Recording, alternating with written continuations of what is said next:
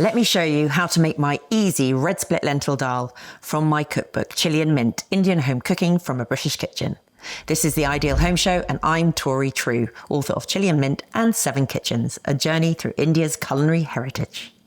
So here you have red split lentil dals. There's roughly around 300 grams, but if it's a little bit more or less, do not worry. This will feed about 6 people. So first of all, we're going to pop it in our pan and just with some cold water, we're going to cover it.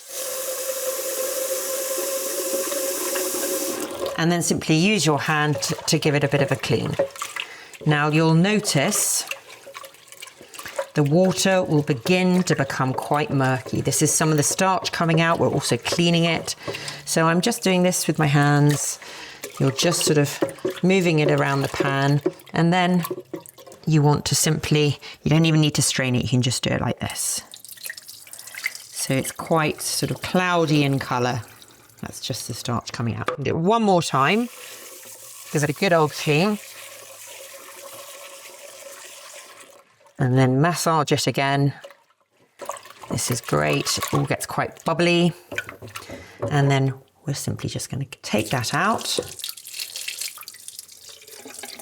And then we're going to add around 900 millilitres of fresh cold water on the stove. So in here we have 300 grams of red split lentils or thereabouts, and we're going to pop in about 900 millilitres of water. We may add some more. Don't worry that it's a bit sort of cloudy and bubbly here. Absolutely fine. So let's leave that. We'll give it a stir every so often, but that's all you need.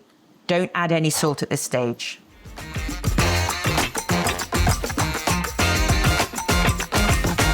Okay, so you see the scum on top here. We're literally just going to spoon it off.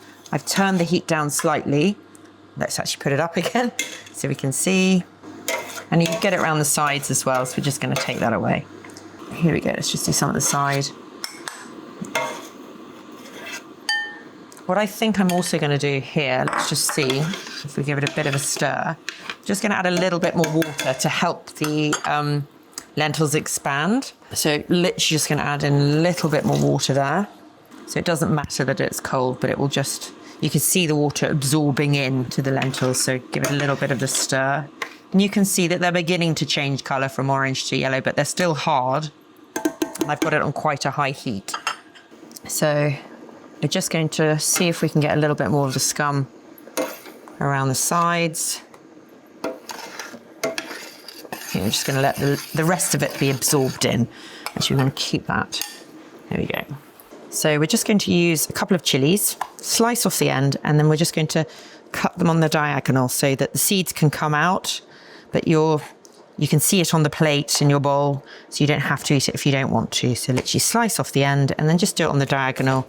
So some of the seeds are able to come out and actually give a little bit of heat to the dal. Now with the tomatoes, you can keep them like so, or we can actually cut them in half, but I quite like this one to be kept whole.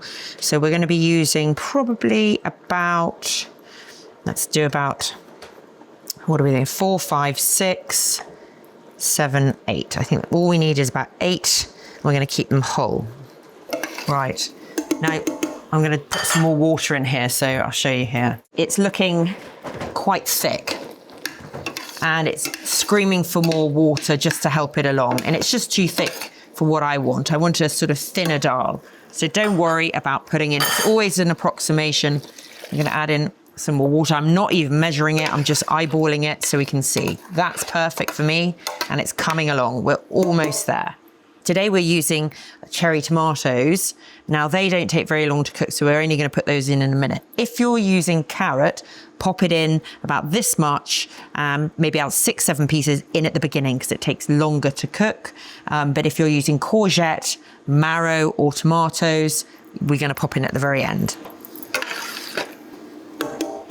So this part literally is simple. We're simply boiling the lentils. And then what we're going to be doing next is called a tadka or tempering. And that is when we're going to be using a separate pan and we're going to be heating up some whole spices. So this is the Bengali 5-spice panch phoron, nothing to do with the Chinese 5-spice. Let's take a look inside so you can see what it's made up of. Let me show you. Inside here, we have 5 spices. They are black mustard seeds, nigella seeds, cumin, fennel, and fenugreek. And they're equal portions of each. So you can make it up yourself, or you can buy it in the packet form. And you can find this now at some of the larger supermarkets and Asian grocers as well. But it's very easy to make up.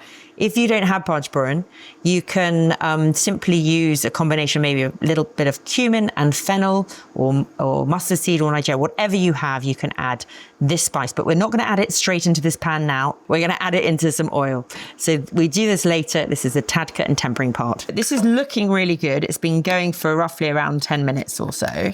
Let's see how the lentils are coming along. Are they cooked? So let's grab a little bit of Daal here. This is a good one. Now let's see if this is soft.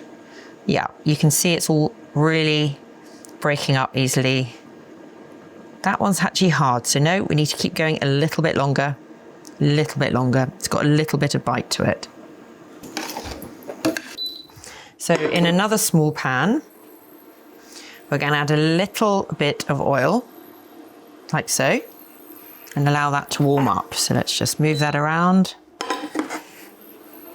Into here, we're going to be adding some panch phoron. So just a reminder, it's got the mustard seeds, the nigella seeds, fennel seeds, cumin seeds, and fenugreek. Equal parts of all of them. So we're going to use about this is generous teaspoon. So let's pop that in like that. Let's turn that down a bit too. And so they splatter. That's lovely. Really going to turn that down. Whoa. In with some chilies, and then also we can add about ½ teaspoon of turmeric. Let that bubble away. You can also add garlic as well at this stage. You could add in some fresh garlic slithers. You absolutely can do that. So we're just going to leave that for about another 10 seconds or so. That's lovely. And then we're going to pop that to one side, bring back the dal. And then what we're going to do is we're going to put this into here. Because that bubbling away, fizzling away. And then we're going to put all of that in there like that. And so we're not going to waste anything. I'm just going to get a little bit more water and pop that in as well. Give it a good stir. And we're going to add in, you can cut them up, but we're going to add in the tomatoes at this stage as well. We want them to soften and all come together. That's all the spices in there. As I said, you could add in some garlic into that pan and pop that in, but we're going to keep it really straightforward. The only thing we haven't really added is the salt. So we want to try this, but we'll add about a teaspoon, like so. And then we'll see how it tastes. But we're going to let that just go for another 3 or 4 minutes, and then we're there. And this is this is how thick I like it. You may like it a little bit thicker, but remember, you need the water to help the lentils cook and expand. So this is the dal that the lentils that I always have at home.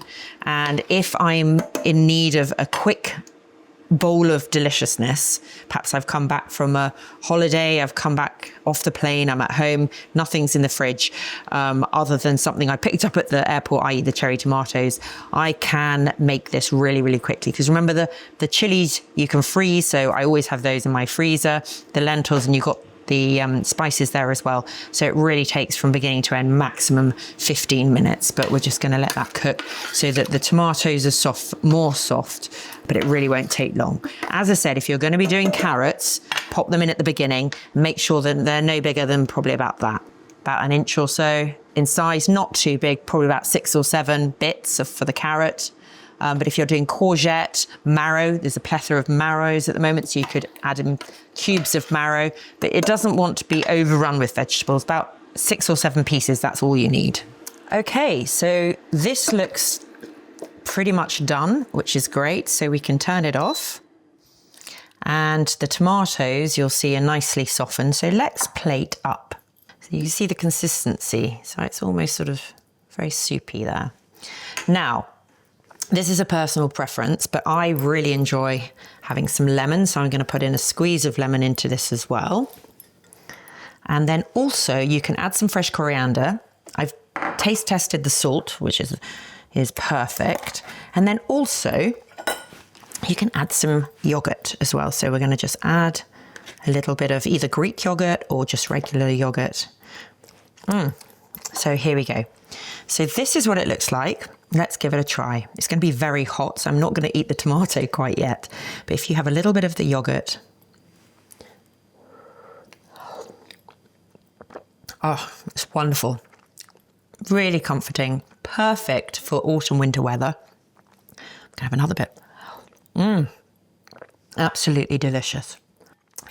If you enjoyed this recipe, don't forget to like and subscribe to The Ideal Home Show, where you will find a number of other cooking videos to inspire you.